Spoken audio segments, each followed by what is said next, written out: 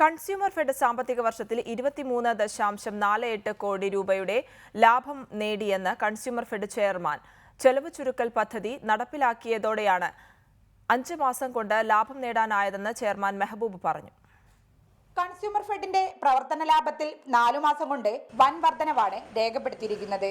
Beverages, നീതി medicals, നീതി gas, Triveni, നീതി സ്കീം തുടങ്ങി വിവിധ മേഖലകളിൽ വിൽപ്പന കഴിഞ്ഞ വർഷത്തെ അപേക്ഷിച്ച് വൻ വർധനവാണ് രേഖപ്പെടുത്തിയിരിക്കുന്നത്. കൺസ്യൂമർ ഫെഡിലെ അഴിമതിക്കും ദൂർത്തിനുമെതിരെ കർശന നടപടി സ്വീകരിച്ചതാണ് ലാഭത്തിലെത്തിക്കാൻ സഹായിച്ചതെന്ന് MD പറഞ്ഞു. 13-14 കാലഘട്ടത്തിലെ ബിവറേജ് ഷോപ്പുകളിലെ കൊടുത്തതും വിറ്റതും തമ്മിലുള്ള സ്റ്റോക്കിലെ ഡിഫറൻസ് ഏകദേശം 23 കോടി രൂപയാണ്. അതിനർത്ഥം അവിടെ കൊടുത്ത ലിക്കർ ബില്ലടിക്കാതെ വിറ്റിട്ടുണ്ട് എന്നുള്ളതാണ്. അല്ലാതെ വെറുതെ ഒഴുകിപ്പോയതൊന്നുമല്ല, അല്ലെങ്കിൽ ആരെങ്കിലും എടുത്തുകൊണ്ട് പോയിട്ടുണ്ടാവും. അതേസമയം സഞ്ചിത നഷ്ടമായി 419 കോടി രൂപയുടെ നഷ്ടം ഇപ്പോഴും കൺസ്യൂമർ ഫെഡിനുണ്ട്.